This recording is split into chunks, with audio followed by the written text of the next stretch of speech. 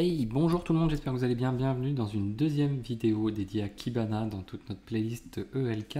Aujourd'hui, on va s'intéresser par découvrir la partie Discover, ça tombe bien, de Kibana. Petit à petit, le but c'est de prendre un petit peu connaissance de comment fonctionne Kibana, les petits réflexes à avoir. Donc on y va progressivement.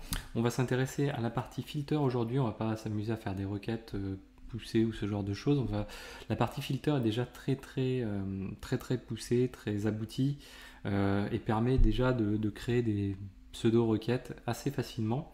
Et donc du coup, c'est pas quoi, il n'y a pas une nécessité de tout de suite savoir faire des choses très poussées. Alors avant de commencer, la première chose à faire, c'est on va rajouter des datas. Donc je l'avais fait lors de la précédente vidéo, j'ai tout cleané. On va rajouter des datas au niveau de add sample. Je clique dessus, je vais rajouter des datas de type log. Ici, on l'a. Donc là, il va rajouter, générer de la data qu'il va rajouter dans Elasticsearch. On l'a. On peut aller voir les datas. Nous, on l'avait fait lors de la vidéo précédente. Si on clique ici, on se rend sur dashboard. On va voir les données de type dashboard de cet élément-là. Hop, ça va arriver. Je rame un petit peu tout de suite. Ok, voilà, donc on arrive sur un beau dashboard. Pour l'instant, c'est pas notre objectif. Notre objectif, nous, c'est de savoir l'utiliser avant toute chose. Donc pour faire ça, on va se rendre dans la partie Discover qui est ici, qui est la petite boussole. Donc si on fait une extension de, alors, un peu, voilà, une extension de la colonne de gauche, toujours en bas à gauche ici, Discover, on clique dessus.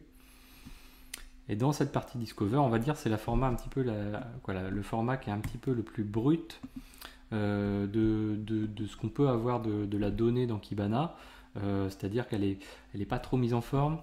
Elle est généralement, comme on a plutôt des choses qui sont linéaires, finalement on se retrouve un petit peu avec le même format dont on a injecté la donnée, c'est-à-dire des documents de type au sens Elasticsearch du terme, et des fields Elasticsearch qui sont à l'intérieur, qui sont les parties grisées qu'on retrouve ici. Alors cette partie Discover, qu'est-ce qu'on peut y noter d'intéressant? Donc déjà on a la partie importante, c'est la partie date qui est ici, qu'on peut oublier au début assez régulièrement, c'est-à-dire qu'on va faire des requêtes, on va dire c'est bizarre, j'ai pas de données, parce qu'en fait l'échelle sur laquelle on travaille, il n'y a peut-être pas tout simplement de données. Donc en fait on a deux choses pour revoir la date. On a ici la petite liste déroulante qui est là, qui va permettre de personnaliser pour dire plutôt les X derniers temps, donc X dernières 15 minutes, 30 minutes, heures, 24 heures, 7 jours, 30 jours, dernière année, etc. On a aussi les pas de temps récemment utilisés. Et puis on peut dire que cette donnée se rafraîchit tous les X temps. C'est-à-dire que ça représente un petit peu ce qu'on a déjà vu dans Grafana. On peut dire, voilà, on veut les données de toutes les dernières 15 minutes et on rafraîchit cette donnée toutes les 5 minutes. Ça veut dire que toutes les 5 minutes, on va décaler dans le temps ce pas de temps de 15 minutes. Donc ça, c'est une première chose. Une deuxième chose qui se fait plutôt, une sélection qui se fait plutôt par la date.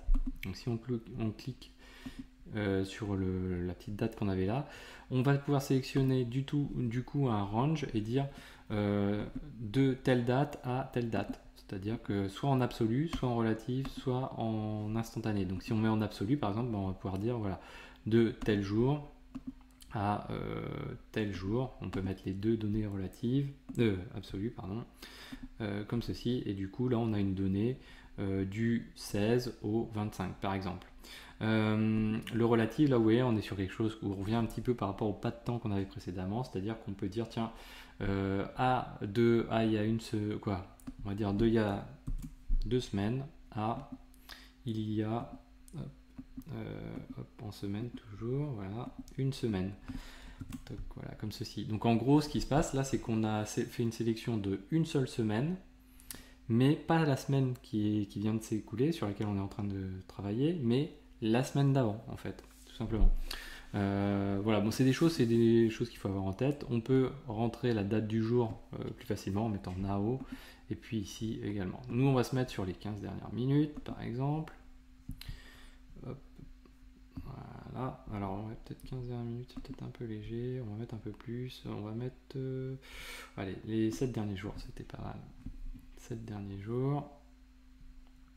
Voilà, donc là on a des données cycliques, c'est les données qui sont sample de Kibana, pardon. Ensuite, qu'est-ce qu'on a comme autre élément? Donc vous voyez qu'ici on peut créer, sauvegarder des discover. Donc ces discover, c'est ces blocs là, on ne peut pas les appeler des dashboards, on ne peut pas les appeler des visualisations, mais on va dire que ce sont des blocs d'exploitation de la donnée. Donc ça, on peut les sauvegarder, on peut cliquer sur Save et puis donner un nom. Donc on peut mettre vidéo 1 underscore discover et je vais pouvoir sauvegarder mon élément. Si je retourne ensuite donc sur Discover ici, alors oui, j'en ai qu'un, ça va pas être terrible. Vous voyez, hop, bah ouais, voilà, j'en suis sorti. Comme ça mouline un petit peu. Ok. Ensuite, alors on peut en créer un nouveau. Ce qu'on peut faire, et si on en a plusieurs, ça va être un petit peu plus intéressant. Ok. Voilà, ça va venir. Et on va faire save également. On va mettre vidéo 1 discover 2 et on sauvegarde. Alors nos éléments, et derrière ça va nous permettre tout simplement de pouvoir, quand on est au niveau de discover, sélectionner notre discover en question. Donc là vous voyez que par défaut il va se mettre dessus, mais comme je viens de cliquer déjà ici, il va remouliner derrière. Si je fais un open, vous voyez que sur Open ici, on va pouvoir choisir. Donc si je fais une sélection sur Discover, vidéo, oui. Voilà, vidéo 1 Discover, vidéo 2 Discover. Donc je peux sélectionner mes éléments. Alors ça rame un petit peu, on va pas trop jouer avec. Ensuite, ce qui est possible, donc on a vu sauvegarder, on a vu le new du coup, on a vu le Open et on a le share. Le share, lui, ça va permettre de partager un permalink. Soit en forme capture d'écran, soit en forme objet, pour pouvoir partager les éléments. On peut avoir aussi bénéficié d'un raccourcisseur d'URL et on peut copier le link, coller. Alors je pense que moi ça va me faire, si ça me le fait bien, donc ça reprend toute l'URL du dashboard en question, et ça va permettre aussi de reprendre en même temps les paramètres qui sont avec, c'est-à-dire les paramètres de temps souvent qu'on cherche à revoir, les filters, et ça va permettre, si vous partagez cette URL, voilà, que la personne puisse disposer exactement de la même chose sans pour autant disposer de la sauvegarde qui a été faite ici. Le mieux c'est quand même de sauvegarder, mais après c'est vrai que ça peut être épisodiquement, on va dire que ça peut être très intéressant. Quand on partage, ce qui est important, c'est de raccourcir les permalinks ici, short URL, puisqu'en fait vous voyez que tous les paramètres sont passés dans l'URL, donc du coup si vous avez une URL longue, vous allez avoir vous avez de fortes chances d'avoir des problèmes. Le inspect, lui, permet d'avoir des petits éléments sur les requêtes, les temps et les réponses qu'on a par rapport à nos requêtes, pour savoir si on a des problèmes d'ordre plutôt système par rapport à nos requêtes. Alors ça, c'est la partie, on va dire, un peu générique. On n'oublie pas le refresh, bien sûr. On a ensuite donc plusieurs éléments.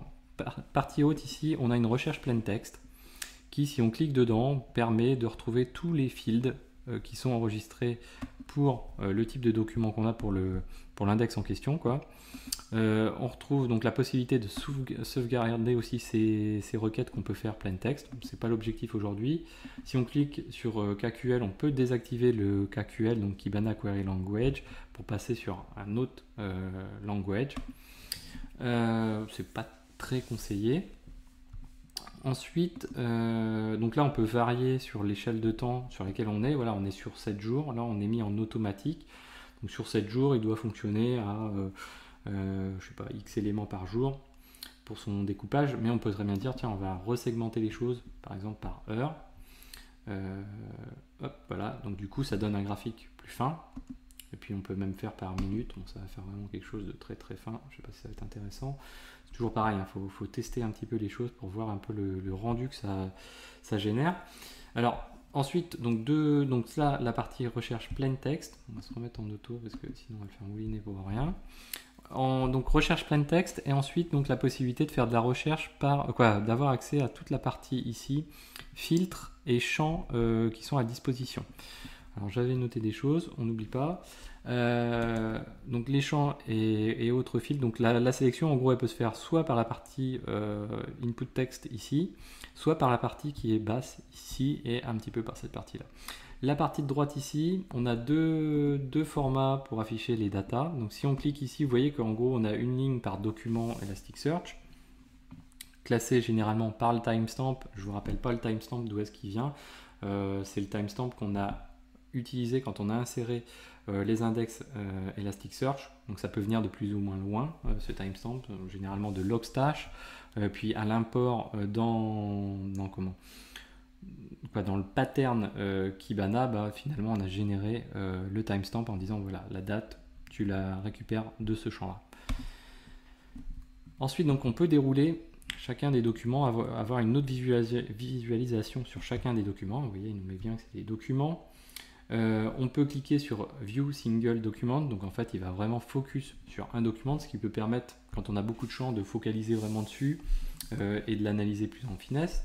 Ensuite, le document, on a deux manières de pouvoir le voir, soit en format JSON, là on va dire on est plus proche du format qui est le stockage d'Elasticsearch, soit, mais on ne peut pas y faire grand chose, vous voyez. Au mieux, on peut copier cet élément-là, ça peut permettre de faire des copier-coller, etc.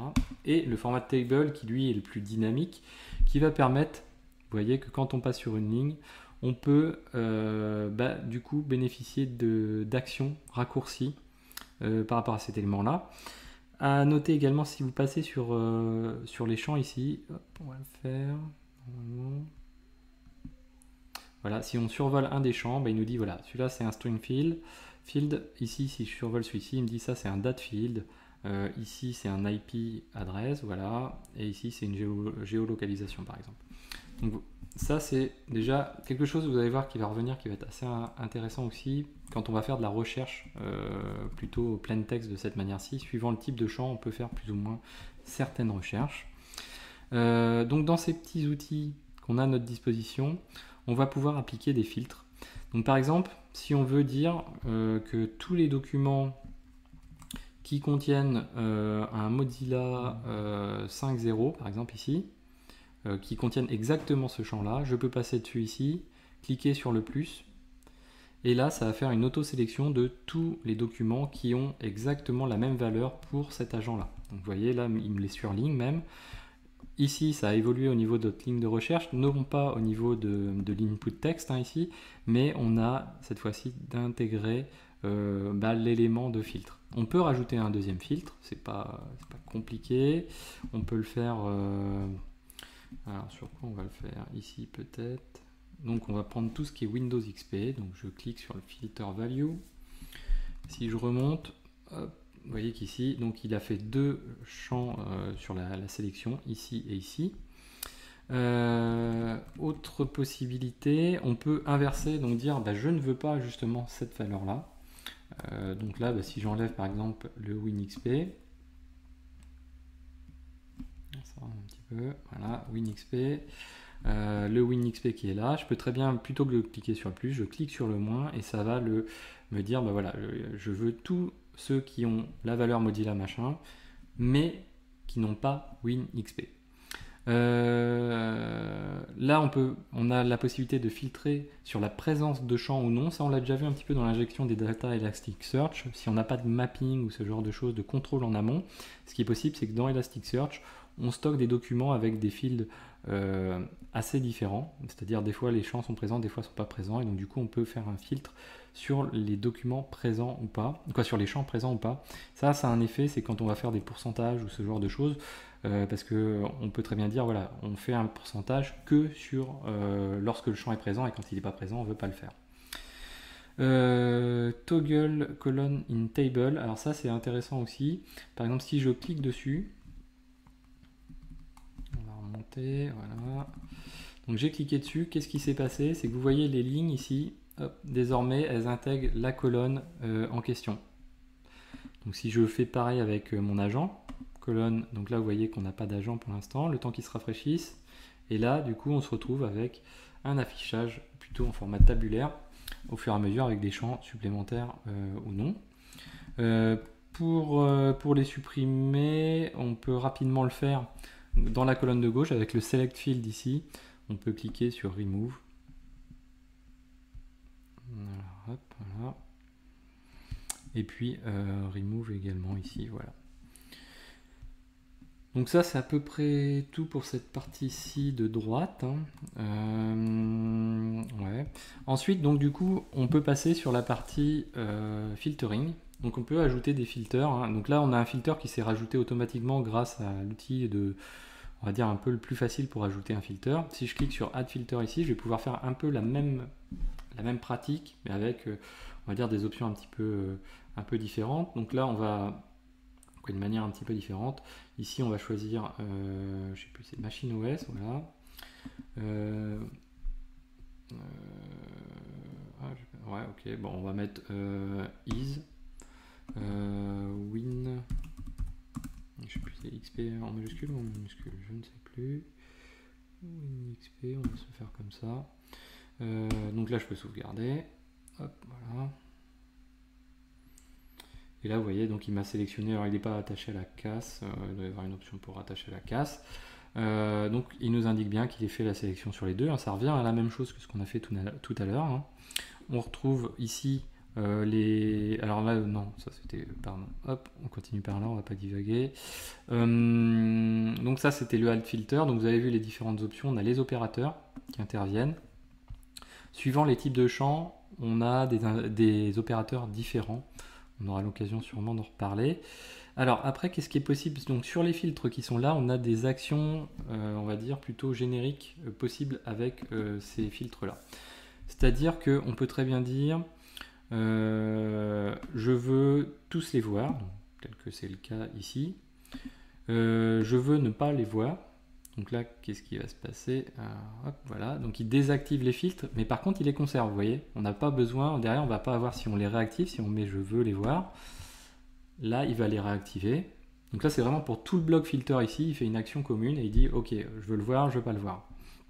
Ensuite, on a la possibilité de pin ou unpin le filter. Donc si je fais un pin ici, ouais, alors bon, ça va mouliner un petit peu. Donc je pin, ça veut dire ici c'est passé en gris, ça se voit à peine, et que je passe derrière sur le dashboard qu'on avait tout à l'heure au tout début. Mais en fait, vous voyez, il a conservé, il a repris les éléments qui ont été pinés ici, et on peut les enlever. Je les enlevé. Donc là, vous allez voir que ça va changer les valeurs, bien sûr. Hop. Alors ouais, non, il a dépiné pour l'instant, et on peut le disable, voilà, toc. Voilà, donc les valeurs évoluent, là on est passé à 813. Si je reviens sur mon Discover, voilà. Et là, le fait, vous voyez, d'avoir dépiné l'élément, c'est que du coup, je me retrouve à avoir perdu les filtres que j'ai fait. Parce qu'en fait, le fait de les avoir pinés, ça permet de passer de l'un à l'autre en les conservant. Là, je les ai supprimés, donc du coup, je les ai plus. Il y a d'autres fonctions possibles. Donc là, on a vu le enable disable, le pin unpin. L'invert inclusion, c'est-à-dire inverser les champs. C'est-à-dire que si on était sur WinXP, présence de WinXP dans l'OS, ça va avoir l'effet not in WinXP. Alors on peut le faire vite fait, toc, WinXP, voilà, bon là c'est sur ce champ-là de toute façon. Ouais, on va se le faire sur Win8. Voilà, donc là on a un filtre sur Win8, on le voit ici. On peut éditer d'ailleurs le filter, on peut repasser sur XP. Hop. Donc je sauvegarde. Hop, donc là on est repassé sur XP, et là je peux dire, je vais inverser l'élément. Donc c'est bien imagé avec le blanc-noir, et là finalement c'est les not WinXP, pardon, voilà. Donc là c'est tout pour ça, et derrière donc on a tout le bloc de filters qui est en dessous qui permettent de faire un petit peu les mêmes choses. Donc si on est ici, on va pouvoir faire une sélection sur le champ, donc par exemple machine OS, ça va présélectionner tout ce qui est en dessous, et sur ce qui est en dessous on va pouvoir dire add par exemple. Alors, ça mouline. Et du coup, là, ça va nous permettre de refaire la sélection qu'on a, l'affichage qu'on avait tout à l'heure, avec juste un format tabulaire. On peut le remove derrière.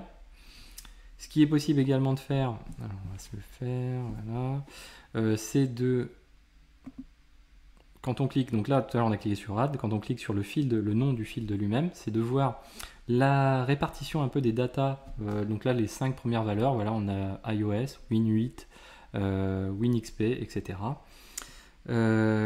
Et en fonction du type de champ, alors il faut que j'en trouve un, je crois qu'on va partir sur IP. Ouais, les IP, je crois que ça doit être bon. Voilà. Donc là, les IP, on a le même principe, on a les répartitions par IP. Et là, on a la possibilité de faire un visualize. C'est-à-dire sur certaines données où Kibana est capable de bien se faire une représentation de la donnée, si on clique sur visualize, là, il va retravailler, il va nous passer sur une visualisation. Donc là, on va basculer d'un discover à une visualisation, qu'on verra plus tard, donc un visualize ici. Et il va nous faire un graphique qui est adapté, c'est-à-dire une répartition de ce qu'on a vu tout à l'heure, le petit encart qui nous disait tiens, il y a tant de valeurs pour telle donnée. Là, c'est exactement pareil, en mode histogramme, alors dans ce sens-là, mais on peut réinverser, retravailler les choses. Mais il nous fait une proposition en nous disant voilà, pour telle IP, on en a 7, pour telle IP, on en a 7, etc. ainsi de suite. Donc ça, c'est assez sympa. Et vous voyez qu'on a basculé directement de Visualize, de Discover à Visualize. Voilà. Je pense qu'on a déjà fait un bon tour des choses là. Ouais. Donc après on peut faire du filter par type, c'est-à-dire qu'en fonction du type de données qui est en dessous, certaines données sont aggregatable, d'autres sont plutôt des données de recherche, et là on peut filtrer carrément par type et dire bah voilà, affiche-moi tous les champs qui sont des dates par exemple. Donc on a le timestamp et l'UTC time. On peut lui dire affiche-moi tous les champs qui sont des strings. Donc là il va nous indiquer tout ça.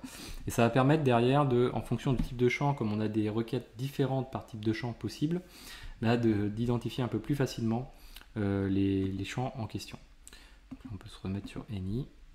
Voilà. Donc on va s'arrêter là pour aujourd'hui sur la partie Discover et Filter. On y reviendra notamment pour la partie Query de Kibana.